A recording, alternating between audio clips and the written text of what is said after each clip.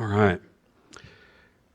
This is our 8th lesson on the book of Revelation, and we're going to talk about Babylon tonight, and then next week we're going to talk about basically ancient Babylon tonight. Next week we'll talk about modern Babylon, and the week after that we will hit the Antichrist or the beast and the false prophet and how they relate to Babylon. So, okay, I just want to make sure that was looking okay because it doesn't look good up there. All right. So we're going to start in Revelation chapter 17. And if you go on the internet and you start looking up Babylon, you will see scores and scores of videos that talk about Babylon being the United States, it's New York, it's the stock market. Just any kind of idea that somebody might come up with, it's Babylon. And the fact is, we're going to look at Scripture, and Scripture is very, very informative as who she is. We just have to look at her and recognize that part of her name, mystery, contributes to the fact that a lot of people don't understand who she is. So we're going to read Revelation chapter 17, verses 1 through 6, and it starts out and says, "And there came one of the 7 angels which had the 7 vials, and talked with me, saying unto me, Come hither. I will show unto thee the judgment of the great whore that sitteth upon many waters, with whom the kings of the earth have committed fornication, and the inhabitants of the earth have been made drunk with the wine of her fornication. So he carried me away in the spirit into the wilderness, and I saw a woman sit upon a scarlet-colored beast, full of names of blasphemy, having 7 heads and 10 horns. And the woman was arrayed in purple and scarlet color, and decked with gold and precious stones and pearls, having a golden cup in her hand, full of abominations and filthiness of her fornication. And upon her forehead was a name written, Mystery, Babylon the Great, the mother of harlots and abominations of the earth. And I saw the woman drunken with the blood of the saints, and with the blood of the martyrs of Jesus. And when I saw her, I wondered with great admiration." Now, when the word says that he wondered with great admiration, it's not a good kind of admiration. He was shocked at what he saw. So when we begin to look at this, what we have to understand is there's some terminology here that really gives us an insight into how God views her. And this is what you have to understand. This is God's view of her. John sees her, and he is inspired by the Holy Spirit, and this is what he's describing her as, okay? The first thing that we're going to talk about is the fact that he calls her the mother of harlots. Now, the fact we see in Scripture is that she sits a queen. She probably requires a high position. She's basically presenting herself in a position of great authority, someone to be respected and somebody to be loved. But God calls her a harlot, and in another place he calls her a whore. Now, in our day, in our language, the word whore is, and I know some people that kind of a strange term, but that's a normal word. It's in the Scripture, so hope everybody's got your big pants on, and we'll get through this. But basically, it represents somebody who is not faithful, who does not respect themselves, and basically has relationships with anybody and everybody. So in the terms of this woman, what we're finding out is that she is a harlot. She is somebody that is possibly selling herself for money, or if she's basically a whore, she does it for free. All right, and so that's kind of the view. We're trying to look at her as she's really not a good person. I'm sorry, kids. I apologize, but this is who she is. You'll as you get older, this will make more sense to you. All right, I'm just glad that not a lot of you adults are blushing right now. But anyway, we're going to look at what that term means when God calls her a harlot. And we find it in Scripture. We get a good understanding of what that term means to God when he applies it to this woman. And we find it in Jeremiah chapter 2, verse 20. It says, "For of old time I have broken thy yoke and burst thy bands, and thou saidst, I will not transgress. When upon every high hill and under every green tree thou wanderest, playing the harlot." God speaks again, Jeremiah 3 and 6. "The Lord said also unto me in the days of Josiah the king, Hast thou seen that which backsliding Israel hath done? She is gone up upon every high mountain and under every green tree, and there hath played the harlot. So here's what had happened. When God brought Israel into Canaan, he sat down with them before they even went in. We find this in Exodus. And in Leviticus, or Deuteronomy, he says, look, or Leviticus beforehand, Deuteronomy came later. Anyway, he's talking to the people. He says, if you will obey my commandments, keep my statutes, my ordinances, I will bless everything that you do. And the people said, we will do this thing. We will obey you. We will keep your commandments. Now, one of the first commandments is, thou shalt have no other gods before me, right? Next commandment is, he said, don't make any images of idols and things like that. And so now, and of course they all said, no, we won't do those things. We promise, Lord, we'll serve you, we'll please you, and you don't have to worry about any of this other stuff. But now, here we are in the book of Jeremiah after about 500 years, many, many years that they've been in Canaan, and Jeremiah's talking to the Lord, and the Lord says, they have wandered playing the harlot on every high hill and under every green tree. And this gives us some really key information about what they're doing. And what they were doing is they were going on the high places and setting up altars. And there they would then, and what they did is they always put the altar in a grove of trees. This was called, in the Hebrew, it was called an Asherah. It was a grove. But the term Asherah actually applies to groves, trees, and poles, and I think there's even Asherah bushes. But anyway, they relate to the worship of the Queen of Heaven. So what was happening is Israel was going out into these high places. They were building altars, and they were setting up trees, and they were worshiping the Queen of Heaven, Ashtoreth, Astarte. They were worshiping Molech, Chemosh, and the different gods of the Canaanites. And God had told them not to do this, and he says they are wandering, playing a harlot. Why? We find in Scripture that God refers to Israel as his spouse, as his wife. And what has happened is she is being unfaithful. God said, have no other gods before me. So he's saying, you be faithful to me. You keep my commandments. You keep my festivals. You serve me. But what Israel did was, they, as a cheating wife would do, they went after and began to follow after other gods and began to do their practices and their festivals and things like that. So that's why God is referring to Israel as a harlot. That gives us information as to about this woman. We're talking about a woman who represents spiritual adultery, spiritual fornication, and abominations, which is basically associated with idol worship.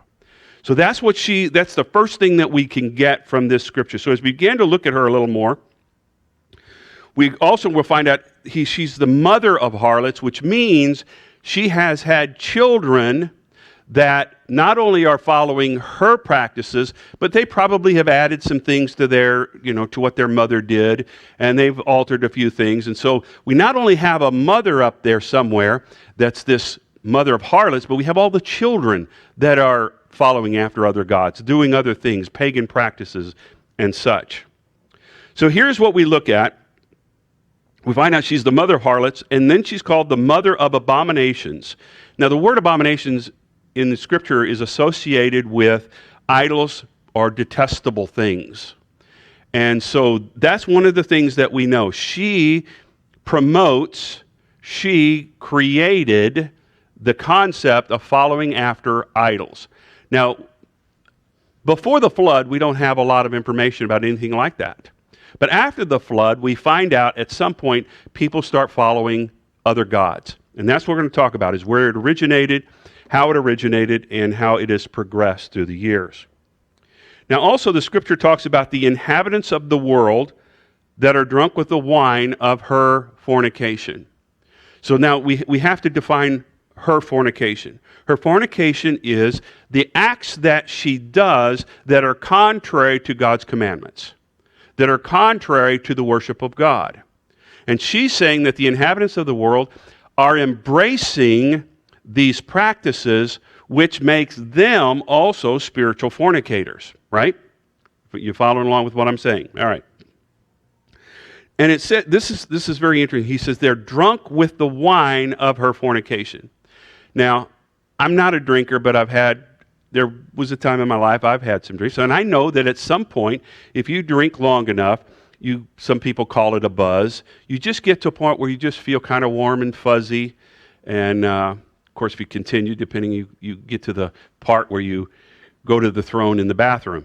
But, up to this, there's an initial part where it feels comfortable. And that's what he's talking about here.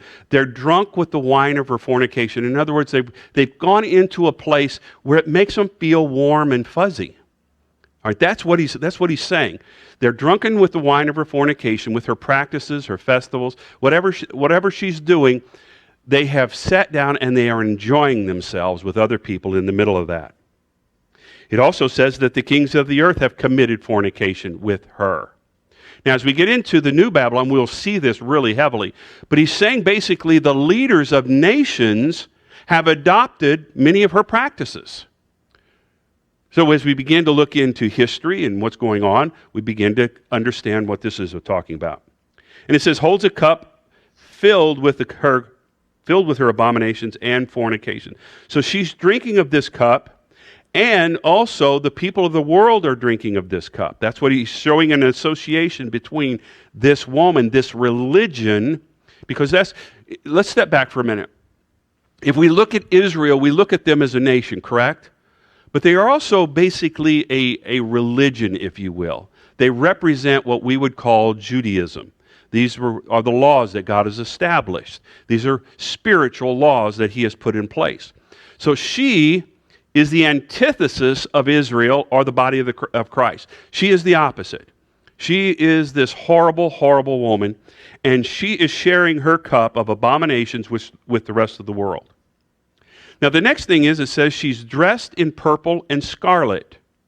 Now, right off the bat, we don't know what that means. It doesn't tell us a whole lot. Later, we begin to understand as we go into history and find out who wears these colors, we begin to understand who she is. But she's arrayed in purple and scarlet, plus she sits upon the colored beast, which is also colored in scarlet. So there's an association with the Antichrist, and that tells us something, that word Antichrist.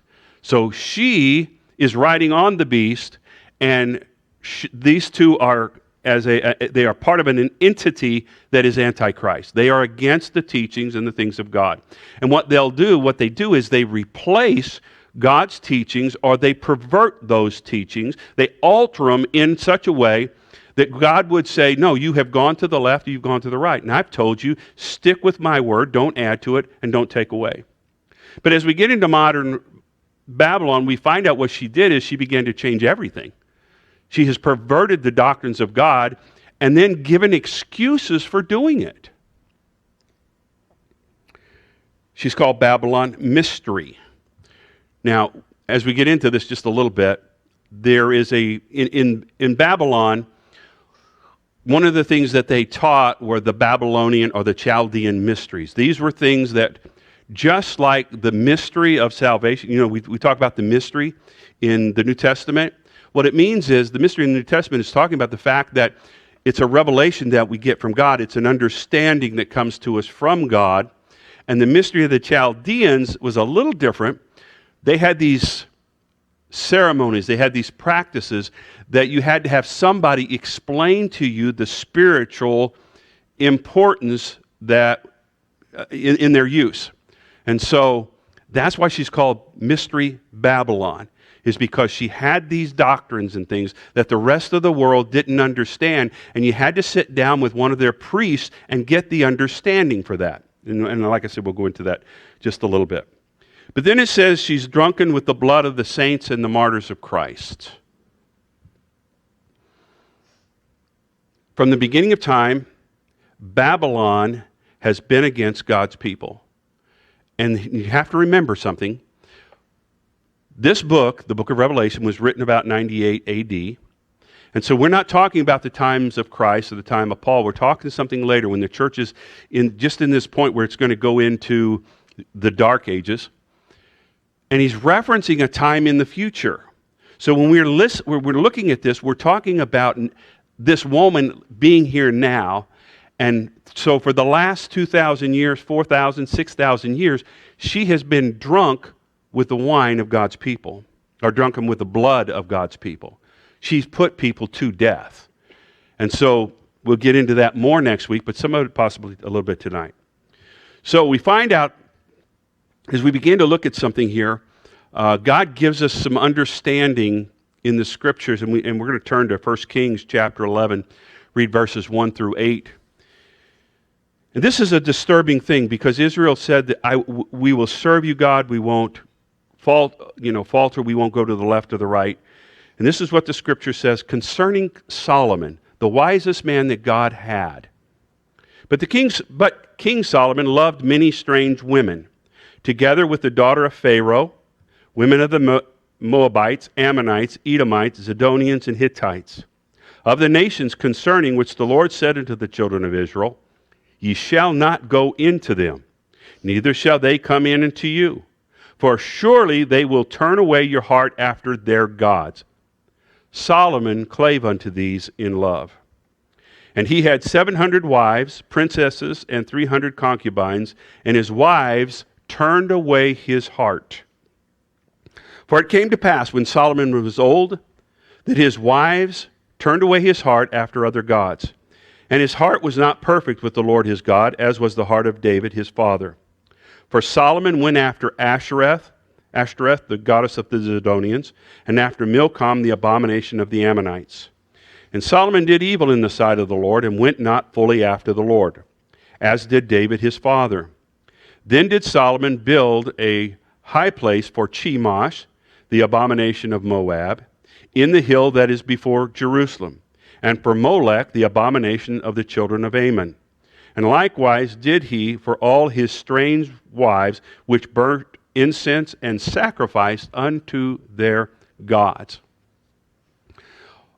All of these practices originated in Babylon. Now, one of the things that we begin to understand as we go through this is that the religion started in Babylon, and Babylon was destroyed. The Greeks come in, they destroy Babylon, but all of the religious practices moved to Greece. That's where we get all the gods of Greece and the pantheon and Zeus and all these different gods. Well, then Greece falls as a world power, and everything moved to Rome, or to the Roman Empire. But here, we haven't gotten quite that far. Right at this point, Babylon is in Kings. Babylon is probably one of the world powers, and there's Assyria.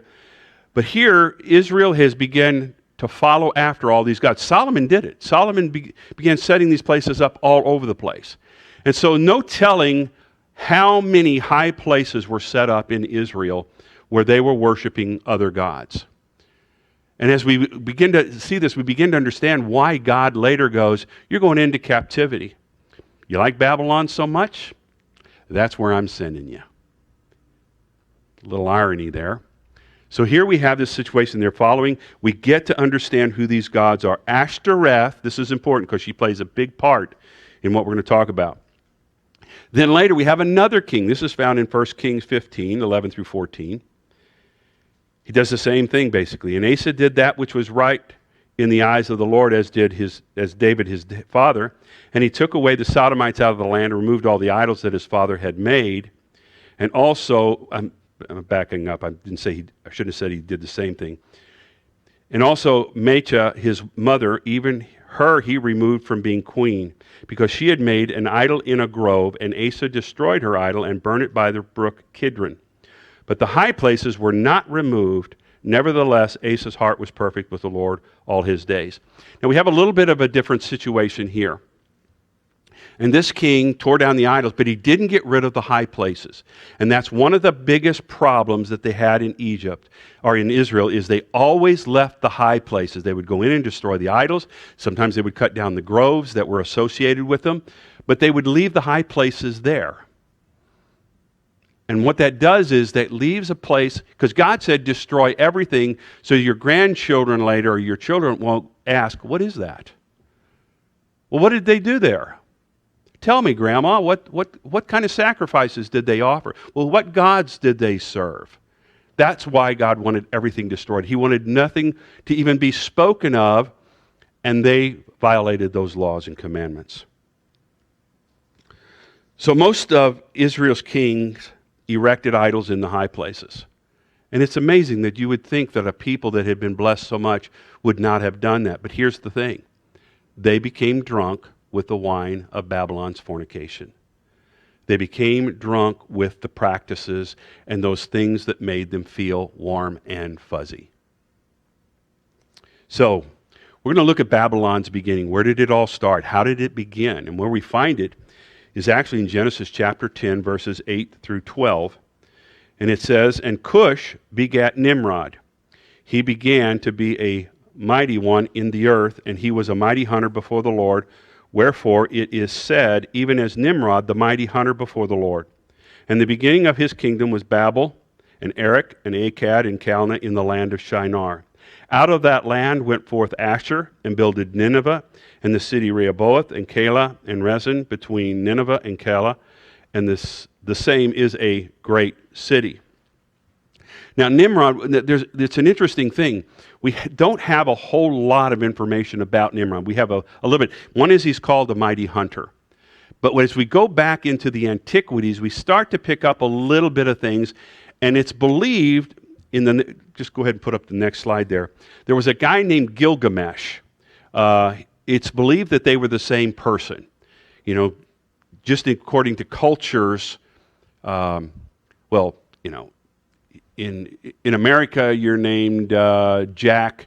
France, your name is Jacques. In Israel, you're called Jacob. You get the concept. The names change. Well, Gilgamesh and Nimrod, they believe were the same person.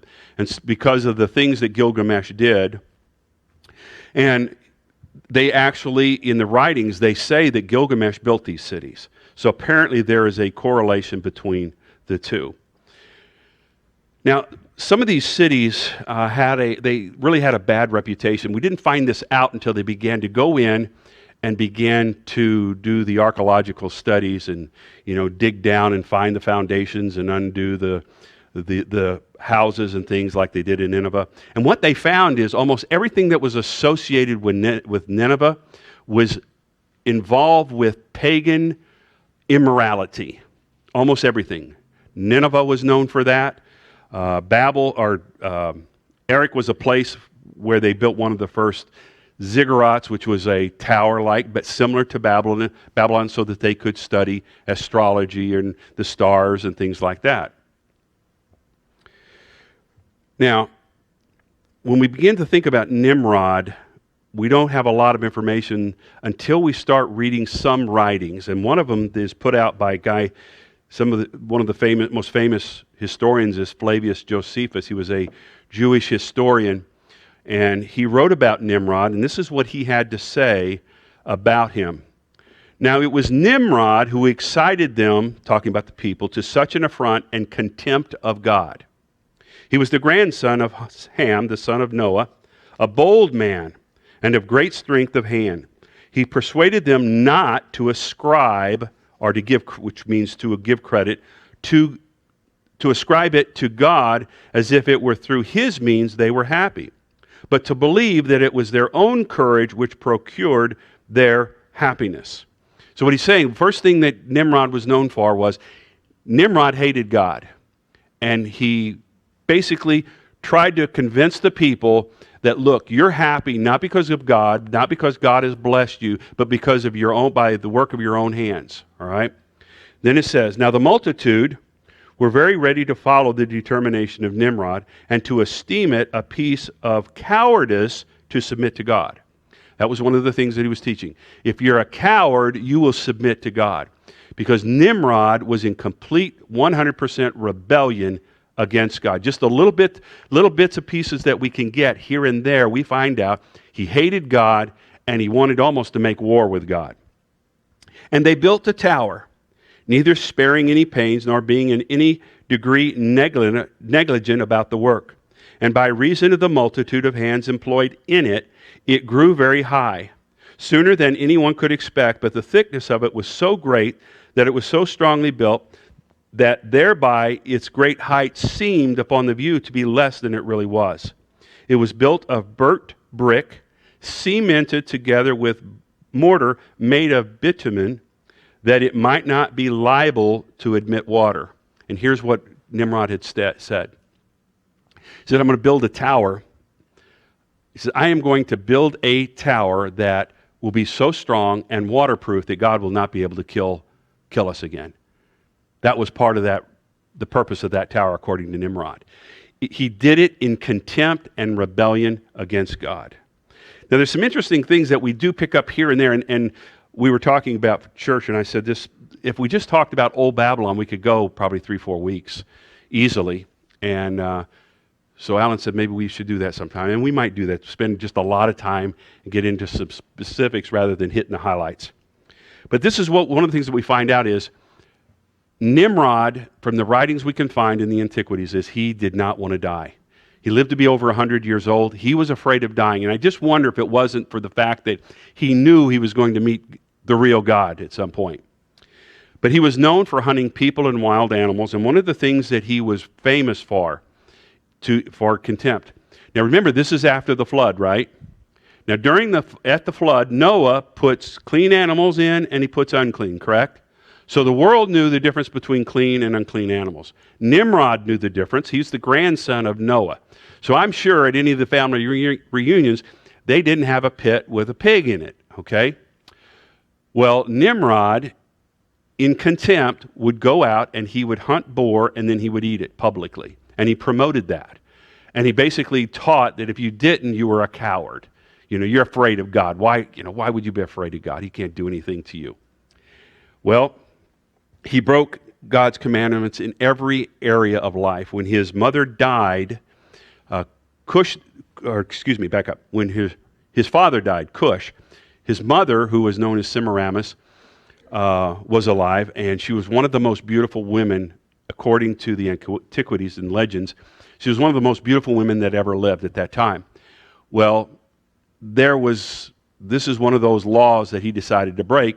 Him and his mother got married.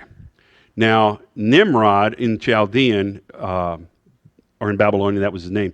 But when he got married, he then became known as Ninus. And the word nin meant son. And by putting the U.S. on there, it meant husband, son. Now, it's the reason why in a lot of the mythology that we have in Egypt and Greece and different ones, you'll see, you'll read about a mother and her husband, but what'll happen is the husband and the son they have different names, but they're really the same person. And so it's really interesting because like Osiris and Horus, it's actually, Isis and Iswara, but it's also Horus. Horus was the son, all right? So this is what you get here. So in Babylon, he marries his mom, breaks a law. And this is what I honestly believe. I believe God declared all his laws and his commandments from the beginning of time. I believe that 100%. Otherwise, you don't have Cain and Abel knowing how to give a sin offering. You don't have Abraham knowing about adultery. You don't have the king that's about to take Abraham's wife, and he goes, I was about to commit adultery. That was a horrible thing. Where did he learn that? So I truly believe, and I think there's a lot of people that hold this true, that God had already given his commandments in the beginning of time, but it didn't get written down until Mount Sinai. So what happens is Semiramis and him, they get married, and I don't know if they have any children or not, but basically at some point he is killed. Now there's a couple of different legends. One is that Shem, his uncle, great uncle I think it is, finds him and cuts him up into 14 pieces and sends his bodies out into the different provinces of Babylon and says that anybody that does the sins of Nimrod, the same thing will happen to you.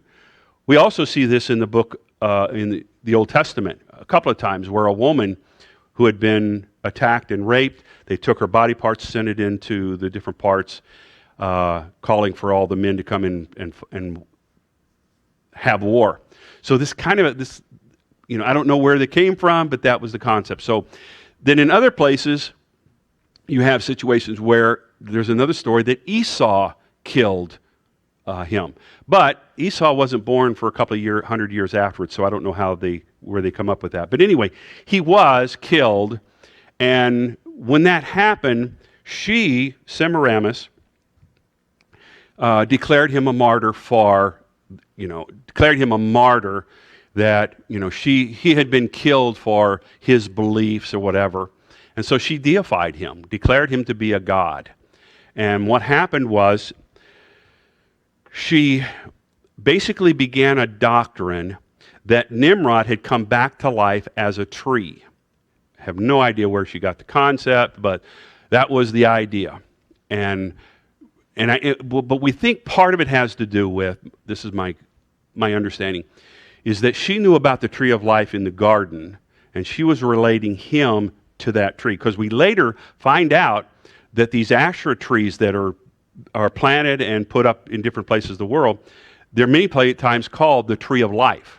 They were representing the continuation of life, and that's why they used the fir tree, because it was green all year round. That's why the scripture says, under every green tree, is because what they would do is they made sure that their altars were put under fir trees because they were green all year round, which was basically showing that life always is continuing. So, anyway, Semiramis begins this cult religion, basically. And it starts with her husband's son, and she begins to tell people that, he was resurrected and he came back as a tree. And so they began to this worship. Now, what she also did, it is believed, is that one part of the body was not found, and it was his private parts.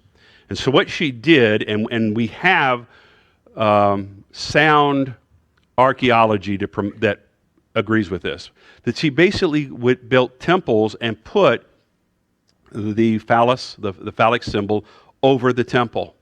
And that later began to change, and we'll talk more about this later. But anyway, she would also put them next to the altars, and they were basically, it was celebrated as a fertility symbol. And so there's a whole different thing that I'm not going to get into right here, just a complete separate cultic worship thing that we're just not going to deal with right now. But anyway, so what happened is, in time though, some people said, maybe we shouldn't have that up there, and they began to change it to a bit of a nondescript pole, and then later it became an obelisk. But it also is where I'll tell you ahead of time, it's where we get our church our steeples. That's basically where the concept came from. So this is centuries old, but anyway. So she started this religion. She began to develop priests and priestesses, and she actually had set up confessionals so she could control the people. And the concept was that you come in and how do I explain all this? Because the problem with the Babylonian religion is, I said before, it's so ingrained in sexual immorality that almost every area that you touch in their worship has to do with this. They're priests, they're priestesses. And basically in that religion, she had priestesses that what would happen is men would come and they would pay money. These were temple prostitutes is what they were. They would pay money, have sex with the priestess, and that would absolve them of their sins. Now, the temples that we hear about in the book of Revelation, the different cities that we talk, the 7 cities that we talk about in the book of Revelation, a couple of them had these big temples that did exactly this same thing some 3,000 years later. So this was a practice that continued for years and years.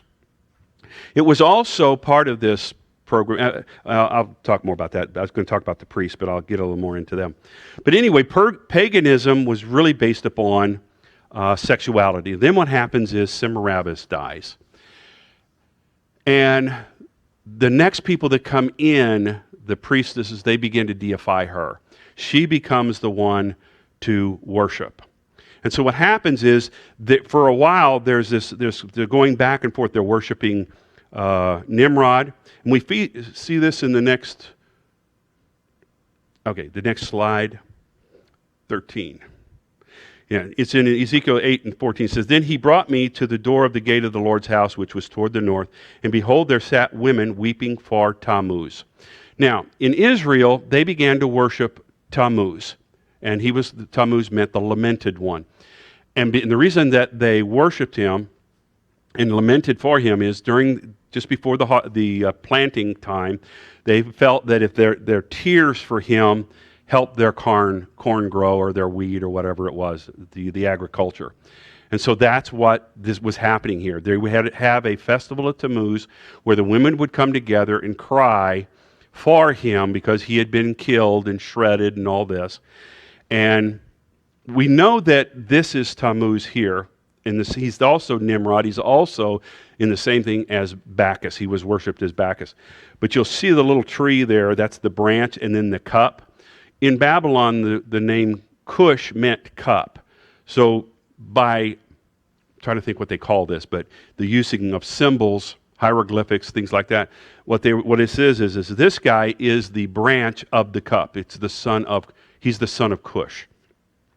In the next slide, we see him a little differently. This is Bacchus, and he was, as Tammuz and as Dionysus and as Nimrod, he was worshipped as the god of drunken revelry, or the god of the vine. And so that's why you see him here. And it's an interesting thing that what he was known for, Bacchus, with his priests, supposedly, back when Nimrod was alive, that the priests were not allowed to have wives, and they had to be celibate, and that he would actually force them to become eunuchs because he wanted all the virgins in the land reserved for him. So we have Bacchus, we have Tammuz, and he's getting these names. What we're seeing is cultures are beginning to give him different names, like in Egypt or Greece or in Canaan, or, just different places. The names change, but it's still the original person. It's that same person it comes from. In the next slide, we have a carving from Nimrod, and this is Semiramis, and it was called carving woman in the window. That's what it was actually called. And she was worshipped as Ashtoreth and Astarte. In Israel, that's what she was worshipped as, also in the whole land of Canaan. Now, in other places, we find out she has other names, like Diana of the Phoenicians, Fortuna, just all kinds of different names, but it's the same woman. So this is Semiramis, and this is a carving that was found in Iraq. And that's one of the things about Babylon, and I talked about this, I think, 2 weeks ago, is that the Bible talks about there's 4 spirits that have been bound in the river Euphrates.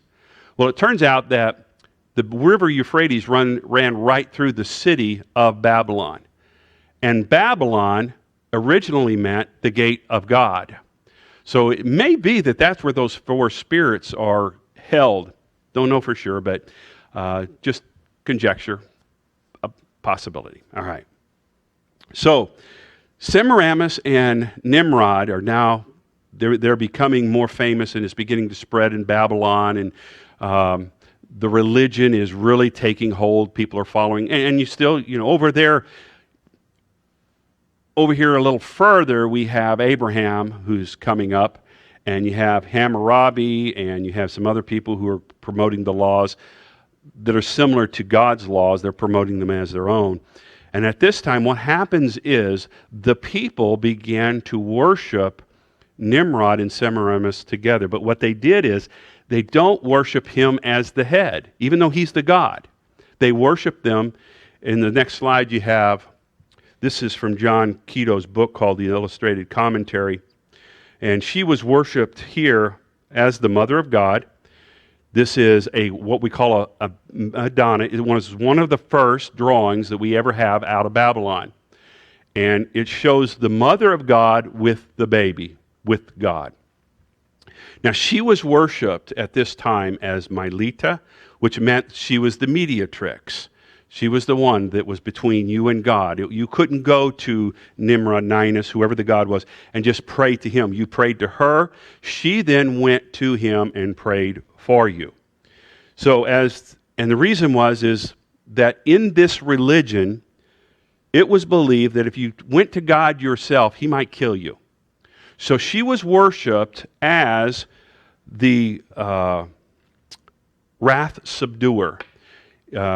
In one of the places called Marussia, Aphrodite, Diana of the Ephesians. And what the concept is, and this is what's really, you really begin to understand how sick this is. And next week, when we find out where it ended up, it's really disturbing. But anyway, the concept was you prayed to Melita, the wrath subduer, whoever it was, Marussia or Aphrodite or Diana, and then she would go to her son and bear her breasts, and his anger would be appeased, and she would make the request for you, and then he would satisfy your prayer. All right. So that was that relationship between the mother and the son, which I find incredibly disturbing. But anyway, she's worshipped as the mother of God, and no one could approach God without going through her. So that was one of the first things that we find out. She was called the mediatrix of basically all the things are the graces of God. Now, as a Madonna, in the next slide, what you see here is these are Madonnas from all over the world. What happened is basically every religion grabbed onto this concept. Didn't matter whether it was Asia, Italy, China, it didn't matter. The Incas, the Aztecs, these are just basically Madonnas where it shows the mother of God and the child together. So this gives us an understanding that this thing really was taken, part of that wine of her fornication, and accepted and respected basically throughout the world. So in India, they were worshipped as Devaki and Krishna. Egypt, Isis and Osiris, or actually Horus, and Isi and Eswara. Rome, they were worshipped as Fortuna and Jupiter. Greece, Irene and Plutus. Athens, Minerva and Helios. So you begin to see that the two of them are being worshipped, but at the same time what happens is she begins to eclipse him as time goes on. She becomes the main character. You know, he is God, but she's the mother of God, and so what happens is she takes on the title Queen of Heaven. Now, is there, just right off the bat, what is it?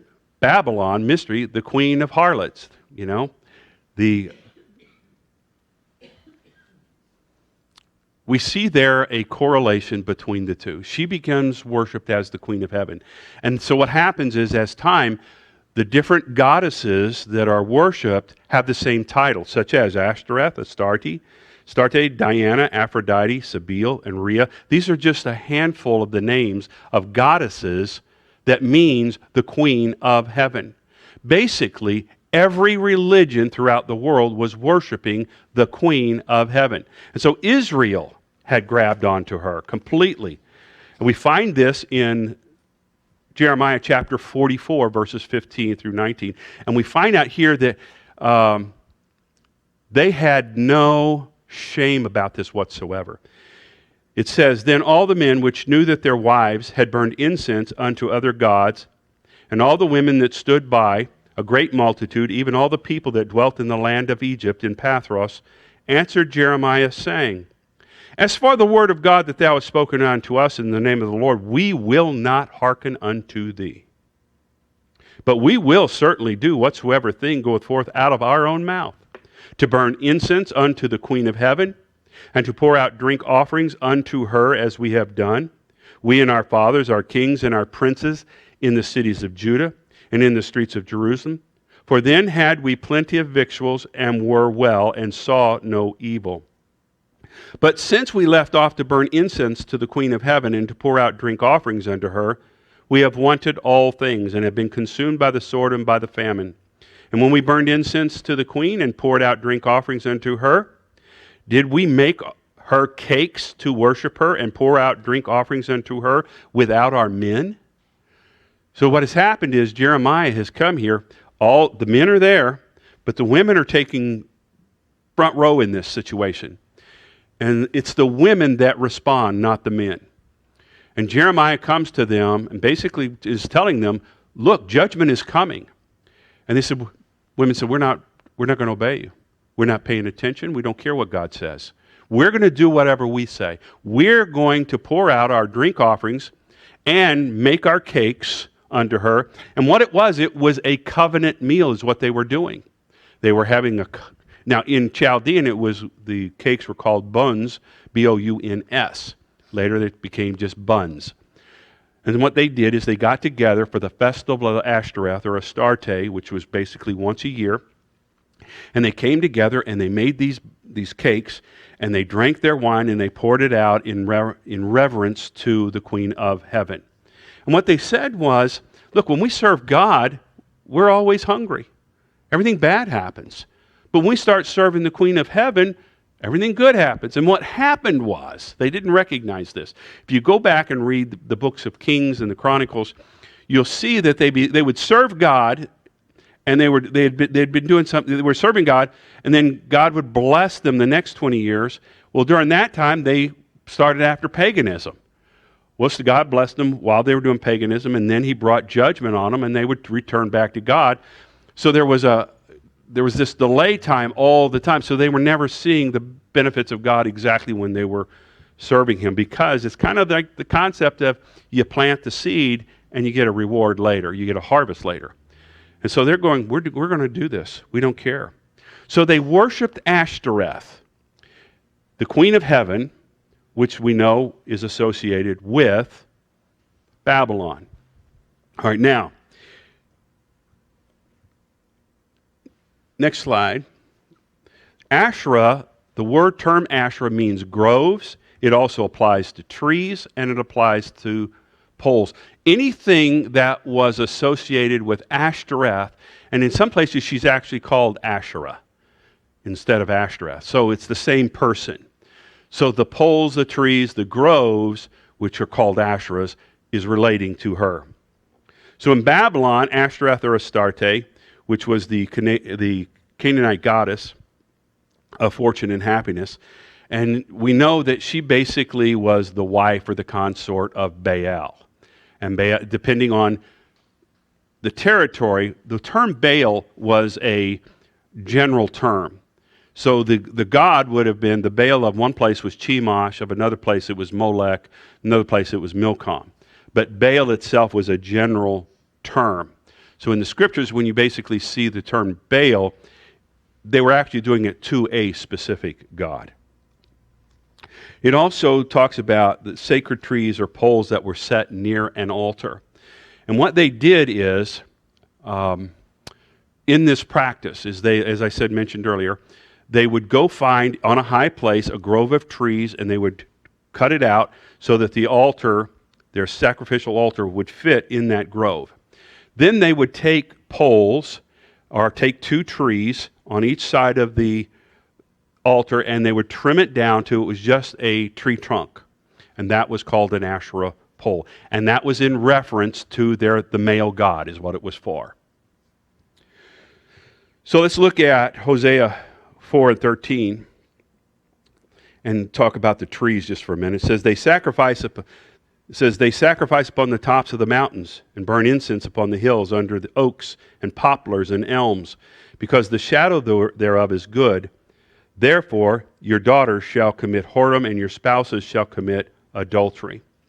Now, there's an interesting thing here, because in Hosea he talks about oak trees and poplar trees. Then we go to 2 Kings 16:4, and it says, and he sacrificed and burnt incense in the high places and on the hills and under every green tree. 2 Kings 17:10. And they set them up images in groves in every high hill and under every green tree. The fir tree was the preferred tree. And so what they would do is, if they were going to plan a grove, is they would plant fir trees ahead of time and then later bring in their altars. But if they could find a grove that was made up of fir trees, that was perfect. And the reason is because it talks about the green tree, because it remained green all year round. We know oaks and poplars do not.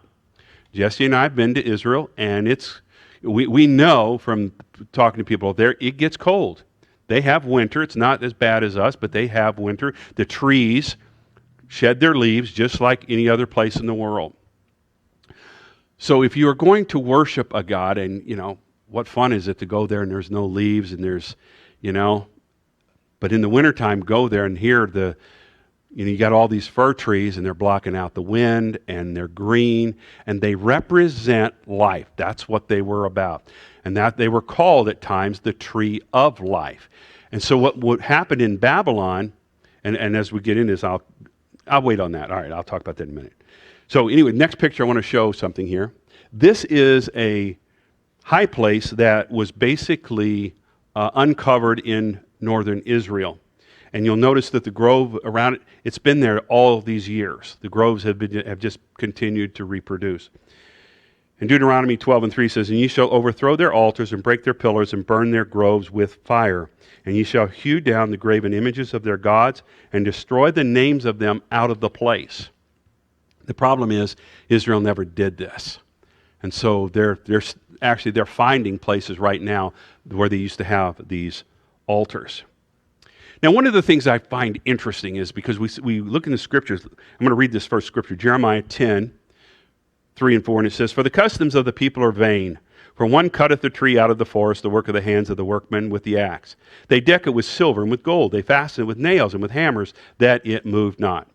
Now, if you go to a lot of church sites, you will find somebody's commenting and saying, "Oh, this is not a Christmas tree." Now, this here is a cutting or the art of a cutting of a tree that's being decorated in Babylon. And it's not real great here. I mean, that one does not look like a very good tree at all. But anyway, they're decorating, they're putting these little balls on there, which represented the sun god. And so you read these things, and people will come in and say, "No, that's not a Christmas tree. That's not what that is. Don't worry about that." What they would do is they would cut it in the tree, and they would cut out an idol, and they'd bring it into the house, and they would nail it to the floor. And I got a problem with that for a couple things. One is, if you're going to create an idol, you don't use an axe. You use a chisel. You use carving tools. Number two is, as I'll show you, is if it's just the trunk, if you cut a tree and cut out a stump, you're going to make an idol, you don't have to nail it to the floor, right? It'll sit there. It's got a flat bottom. Next slide. This is an evergreen tree, and this is in Mesopotamia, and they've got it on a stand. Now, it doesn't show any decorations, but it's the worship of that tree, and this is actually in Mesopotamia, and it is an evergreen tree. There's another one. This is a stone carving we find in Asia. Same basic thing. It has a tree, and can't see if it's being decorated or not, but it's on a stand, all right? Go to the next one. This is used in the worship of Mithra. This was an evergreen tree. And I don't know which one of them is Mithra. I think it's the one on the right.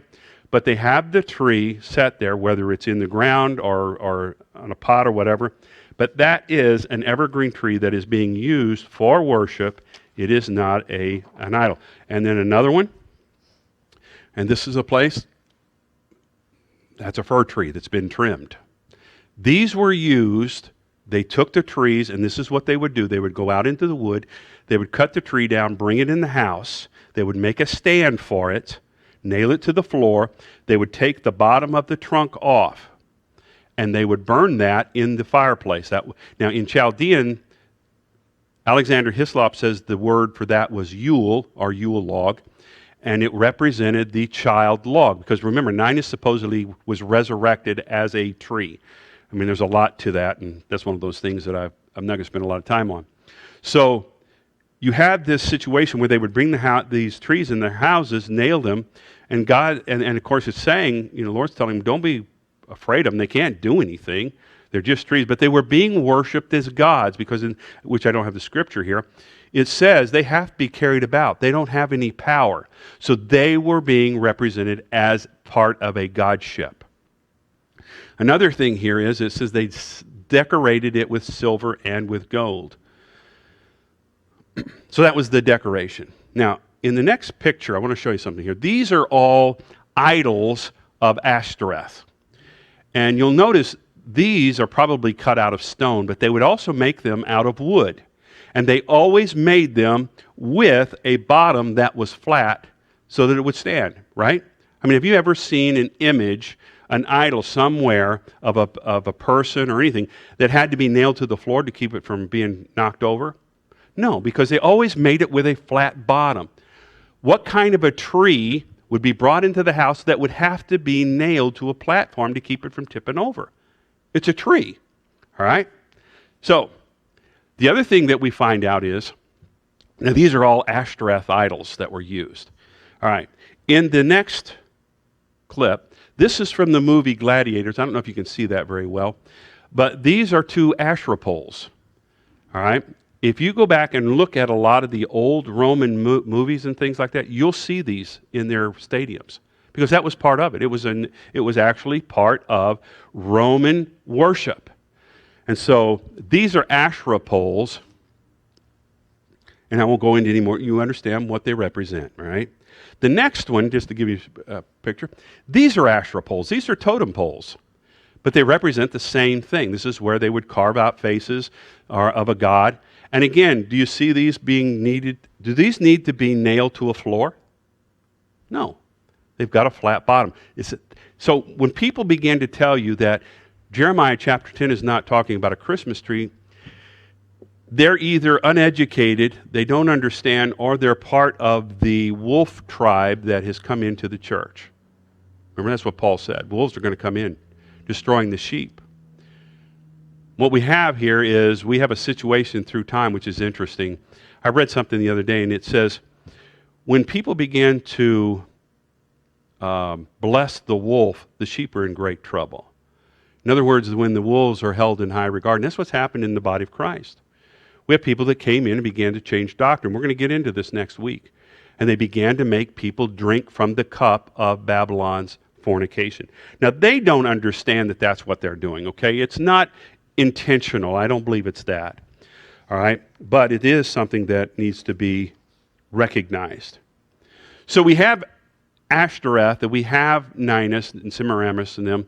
The religion has begun, but it's begun to spread throughout the world. And what happened is, it was altered. The children added things to it. You know, her children, you know, the mother of harlots, her harlot children, her harlot daughters began to add things to the doctrines that was already established, and they began to change things. So now we have different religions that have basically their foundation is Babylon, but they've altered enough that they look like there's something a little different. Now, one of the things that has happened is the Asherah poles have changed. They now look a little different. We see them as obelisks. That's what that is. That is an Asherah pole. But it's more respectable now. But the people that originated it knew exactly what it was. And the unlearned did not. And so, well, that's cool. That's really awesome. We need to make a national monument look like that, you know? So that's where we get all this stuff. All right. We're going to look at some of the things that Babylon taught. And we know that in the next slide we have a big egg. This is the mystic egg of Astarte. They would build these big eggs, and they celebrated Astarte. The celebration of Astarte was Easter. Easter was not a Christian holiday. If you go into the Bible, and I'm not remembering the exact gospel, and it was talking about Christ is about to be crucified, and it says Easter was at hand, or something along that line. That's not what the original script said. That was changed by King James. It said Passover. And the reason is because they had switched this. We'll get into it more next week. But Easter was always a pagan holiday.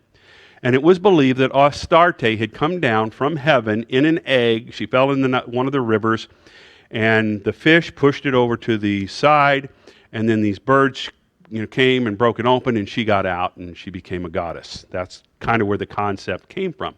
And so in celebration of Astarte, they did all these eggs. But the holiday itself was celebrated. Remember I told you, though, it changed. All right. In the beginning, Easter was celebrated 3 days after the vernal equinox, and that was the vernal equinox is when the nighttime and the daytime are equal. Okay, the night is the same time. So 3 days after that, it began, and what they did is they would begin this 40-day fast. And then at the end of the 40-day fast, they celebrated Easter. And they basically colored eggs, and they got together, and it's kind of a strange thing because the cultic egg concept really went throughout the whole world. In the next slide, you'll notice on the egg on the left, that is the sacred egg of Heliopolis, and that is in Turkey. And you'll notice the moon on top of that. Usually the moon represented Lord Moon in Babylon. That's what it represented. So the egg represented Astarte and her counterpart, Lord Moon. That's what that was. Now you see the egg and the serpent? One of the things that we find out in Babylon is the serpent was actually elevated. Nimrod apparently embraced the serpent. Instead of him being a bad guy in the garden, Nimrod exalted him as being something that was greater than that. And that, of course, would have been being done out of rebellion. So they were worshipped in these parts as Lady Day and Lord Moon. The Babylonians celebrated the birth of Ninus on Yule Day, which was December the 25th. The Saxons celebrated the birth of Lord Moon on December the 25th, and Mother Night on the 24th. The Sabians of Arabia celebrated Lord Moon on the 24th of December. And this is an interesting thing. The celebrations were kept in accordance with God's days, dusk to dusk. So on the 25th, it actually started the day before at dusk and went to the next day into dusk. That did not change until the Julian calendar. Basically, the commandment that God had given in the beginning was kept for centuries of measuring a day from nighttime to nighttime. And that's how these were celebrated. It was changed later. One of the things that was happening is the festival would be observed with the killing, and this was I got to back up here. This is the winter celebration of Lord Moon, and which is associated with December the 25th. And what they would do is they either ate a boar, ham, or they ate goose. You know, if you go to England, goose was the big Christmas meat. All right. Later, the festival would be known as Saturnalia, which is basically an ancient Roman festival in honor of the god Saturn. And it started on December the 27th and went to the 25th. But remember when we said things just kind of changed. They're altered in time, but the origin is still the same. That's the thing we have to remember. One of the things that's very interesting is all of these celebrations with Easter, the Bromalia, the Saturnalia, and Easter, is that the Christians, when Gentiles became Christians with the Jews, over the next few hundred years, what was happening is they began to intermingle with the pagan Gentiles. And there's a writer named Tertullian who commented 230 A.D. Now this is 230 years after basically the birth of Christ. And this is what he had to say about this. He's talking about Christians and the heathens, and he says, "By us who are strangers to Sabbaths and new moons and festivals," because that was associated with Israel. And at this point, what is already happening is there is a change. We're going to get into this later. They're getting away from God's festivals, all right, and they're beginning to adopt the pagan festivals. And it says here, "By us who are strangers to Sabbaths and new moons and festivals, once acceptable to God, the Saturnalia, the Feast of January, the Bromalia, the Matronalia, are now frequented. Gifts are carried to and fro. New Year's Day presents are made with din, which means great uproar. And sports and banquets are celebrated with uproar." Does that sound familiar in our winter time? The sports and the partying and all of that stuff. He says, "Oh, how much more faithful are the heathen to their religion, who take no solemnity or no observance from the Christians. What they were saying is, apparently, and this is what I think we're going to get into this next week. What happened is the reason the church began to change was the Gentiles abandoned the Jews. And so what happened is you have the Gentiles trying to meld Christianity with paganism. And that's what was going on at this time. It was a slow process. And it took a few hundred years, but look how much we've changed since 1960. 1963, they declared God's dead, prayers taken out of the school, all these kinds of things. And what has happened in the last 60 years? 50 years. How much change has America gone through now in just 50 years? So you can imagine what happened over a few hundred years when wolves were invading the church.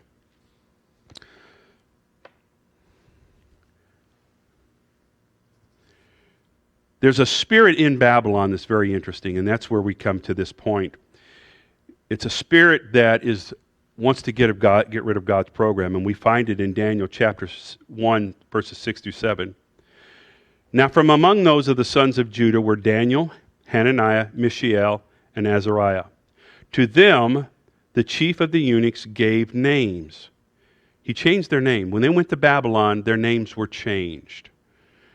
Daniel was given Belteshazzar, to Hananiah, Shadrach, to Mishael, Meshach, and to Azariah, Abednego. Now, why would somebody want to change your name? See, the spirit of Babylon is to erase everything that is God. That is that spirit. It is anti-Christ, it is anti-Israel, it's anti-Jewish. And so the first thing he did, as soon as they got there, they changed their names. You're now part of us. Now that plays a fact as we get into this later. Now one of the things that we find is that they participated in is in sun worship. We find this in Ezekiel 8 and 16. And he brought me into the inner court of the Lord's house, and behold, at the door of the temple of the Lord, between the porch and the altar, were about 25 men, with their backs toward the temple of the Lord, and their faces toward the east, and they worshiped the sun toward the east. Now, he's talking about the priests in Israel. What they did is, Saturday, on Sabbath, they were in the temple and they were performing sacrifices, they were carrying out their duties, and then Sunday they were getting up, opening their shutters, or the windows there in the temple, and worshiping the sun on Sunday. This here shows, in Egypt, this is what they would do is, because it's not always sunny, so what you did is you created a sun. Now, some places it's called a monstrance, but it's basically a golden sunburst that they worship and they offer up gods to. So, or not gods, but sacrifices to gods. Now, this was done on Sunday. Another thing that they participated in was prayer beads. Sir John F. Davis wrote about prayer beads of the Buddhists, and this is what he said. From the Tartar religion of the Lamas, the rosary of 108 beads has become a part of the ceremonial dress attached to 9 grades of official rank. It consists of a necklace of stones and coral, nearly as large as a pigeon's egg, descending to the waist. So, one of the things that we have in all of the ancient religions are prayer beads. And the reason was you did a repetitious prayer for each one. And that's what they did. Now remember, the Bible talks against doing this, right? All right. So, prayer beads was something that they did. The other thing is they used the symbol of the cross.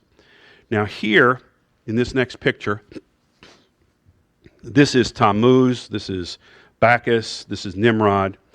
He has a scarf and he's got the sign of the cross.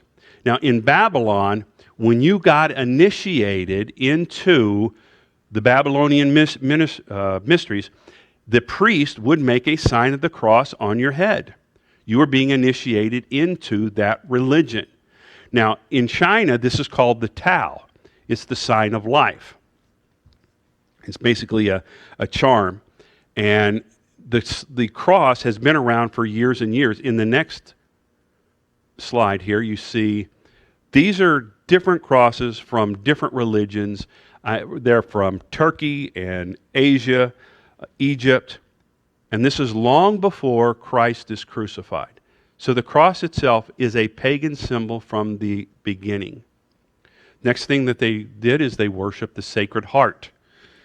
Dionysus and Bacchus, which were called the god of the vine, the gods of drunken revelry, he was killed, and in one of the legends, he was killed by the Titans.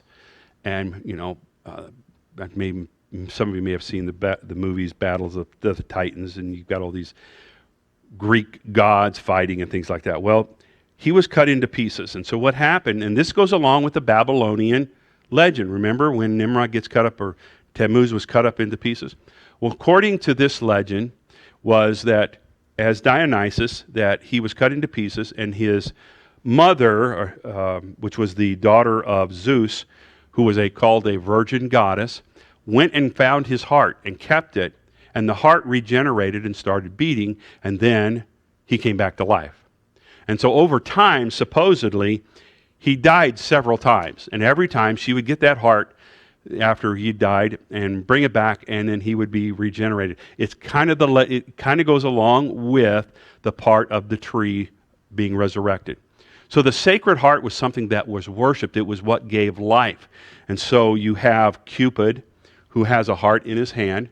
And the reason we know this is a representative of Nimrod is Cupid was also called a hunter. That's why you see him with the bow and arrow. Now later they associate that with love. He shoots you with an arrow, you fall in love. Well, it was more to do with the hunter, the great hunter found in Babylon.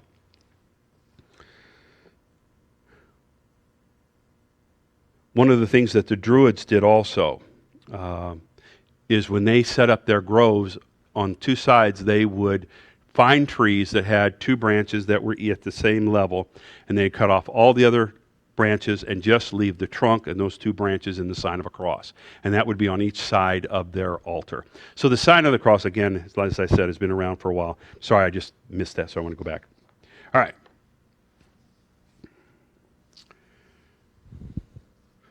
The confessional. This was something that was started in Babylon to control the people. And so if you went into the confessional and you lied and they caught you, you were in deep trouble. So you had to tell the truth. So it was a way of actually being monitored. And there's a French author called Eusebi Salverte, and this is what he says concerning it. All the Greeks from Delphi to Thermopylae were initiated in the mysteries of the Temple of Delphi. Their silence in regard to everything they were commanded to keep secret was secured both by the fear of penalties threatened to a perjured revelation and by the general confession exacted of the aspirants or the applicants, a confession which was caused reason to dread their indiscretion. So what happened is if you wanted to become part of the Babylonian religion, you went to a confessional, you went into a priest, and you would tell them your sins, and they would ask all these different questions. The next part says, then the priest that initiated them, they were called hierophants, proposed certain questions as to whether they were fasting, were free from all violations of chastity, to which they returned answers in a set form. So this was instituted centuries and centuries ago. And so you went there, if you wanted to be part of the religion, you had to go through this and make sure that you were doing all the things you were supposed to be doing, and which was part of fasting, being pure. The reality is, though, during the week when the festivals came, all of that was done away with. It was just mad, drunken orgies. All right. One of the few last things we're going to talk about is in this religion was the high priests were called pontiffs. According to the Egyptian or the dictionaries that we have today and encyclopedias, they basically record that Roman pontiffs were in place 254 years before Christ. In 254 BC, pontiffs were being revered in the Roman religion. Now, this is something that you need to get as we get into this a little further. You'll understand even better. It was called the Holy Roman Empire. The reason of that is because it was a mixture. You couldn't separate the government and the religion. What you have here, this is Augustus Caesar. When he was about 16 years old, he was going up. He didn't live to be a very old guy, but basically, when he was about 16, he was appointed as a pontiff, and he knew he was going to get it ahead of time. He talked to his mother. He says, when I come back, I will be the Pontifex Maximus. And he was. And basically, all the Caesars were in that position. So they were they had spiritual authority, but they also had governmental authority as the emperor. This started a long time before Christ came along. The next thing is, of those priests, they wore a mitre on their head. Now, this is an ancient cutting, and you'll notice the god there, it looks like a fish. That was the headdress that they wore. It had a fish head, and then they had this train that went out the back there that was basically made to look like fish scales, because it was supposed to be half man, half fish, all right? And if you get into pagan mythology, you'll begin to understand that there was a sexual connotation along with that, where gods were half man and half animal. And that's what allowed them to commit bestiality.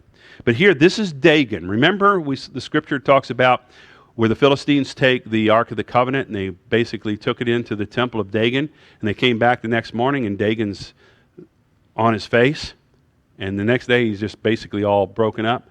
Well, this is what that headdress looked like, and they called it a mitre. In the next one, this is, and I'm showing you all the ancient stuff. This is in Malta. Malta is an island that's off of Italy, and this is called the Maltese mitre that their priests wore. Again, it looked like a fish head with the mouth open. That's what it was, and that's what the priests wore. Another thing that they did, we find in Leviticus 21:5, God warned against it. He says, they shall not make baldness upon their head, neither shall they shave off the corner of their beard, nor make any cuttings in their flesh. Things that pagans did, one of the things that they did is they would shave the top of their head. Generally in Babylon, it was called a tonsure, and they just cut the top. And it was basically in reverence to Tammuz, or Bacchus, because they had been cut up. And so the term Rosh Giza was applied to them, meaning the mutilated prince. So they would do this in reverence to the god, whoever they were serving. So the priests would shave their heads. And in this picture here, this is an the Shinto religion, and he is becoming a priest, and he's getting his head shaved. And God said, don't do these types of things. But that's some of the things that were going on at that time. In the next one, we have, along with the priests, is we have a situation here where the priests were considered to be certain priests. There was a certain group in the religion that had more authority and more understanding. They supposedly received revelation, and that came from the god Janus. This is a Roman god, and basically he was worshipped as having all power in heaven and earth and sea, and having a court in Latin, which was just vertende cardinus, which meant power to turn the key, or he was worshipped as the god of gates and doors. And that was in a spiritual reference, in revelation. It wasn't in natural. So Janus was a god who supposedly had the key to all the secrets and the mysteries. And so the priests took that on, and so they basically took the place in their religion, especially in the Roman religion, that they actually were called cardinals, which comes along with that term. I'm trying to remember exactly what it was. I didn't write that down.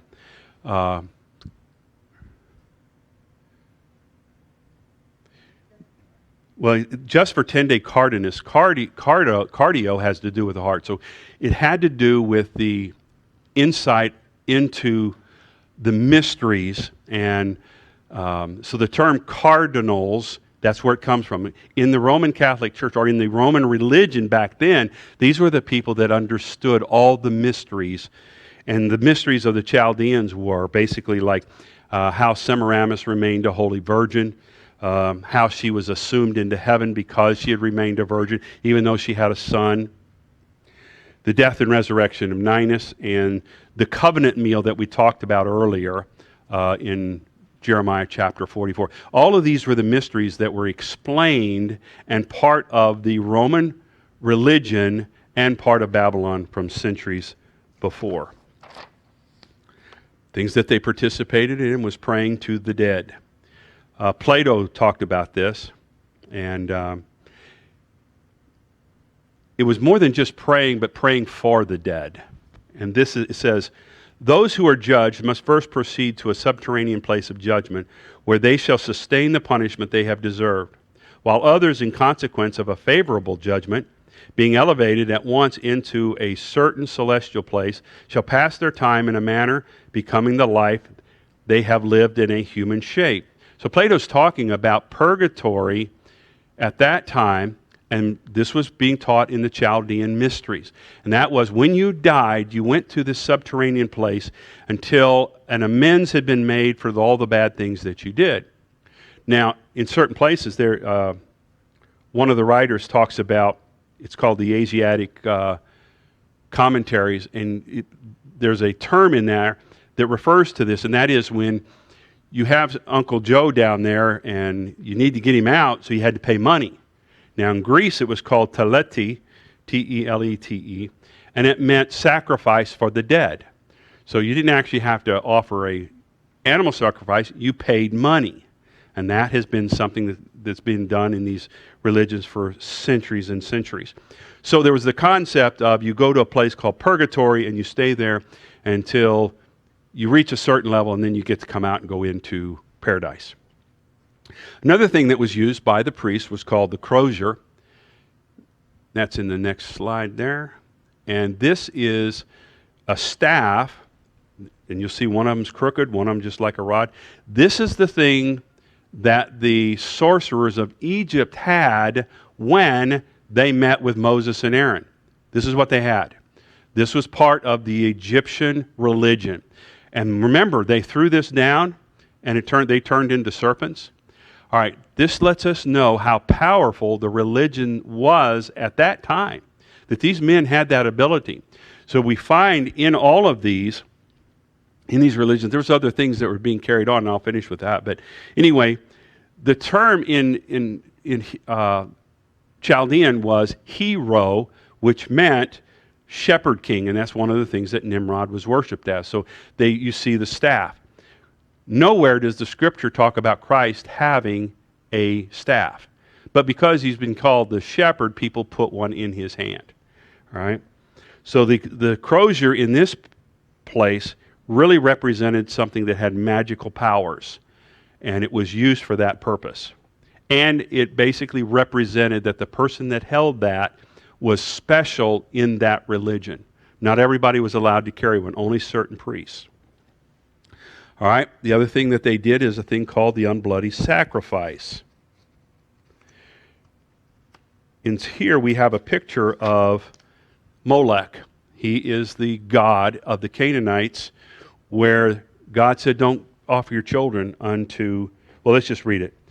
In 2 Kings 21:6, he says, and he made his son pass through the fire and observed times and used enchantments and dealt with familiar spirits and wizards. He wrought much wickedness in the sight of the Lord to provoke him to anger. Now this is one of the kings and what he did. So they were offering their children in Israel, and what they did is this, simply just an artist rendering. You see the guys at the back, it was a furnace, and they're putting wood in there. It would basically build up and create this big fire, like an oven. And the hands of Molech were like this. They would put their child in the hands, and the child would roll down into this furnace and would be burnt alive. That's what it meant when God said, don't let your children pass through the fire.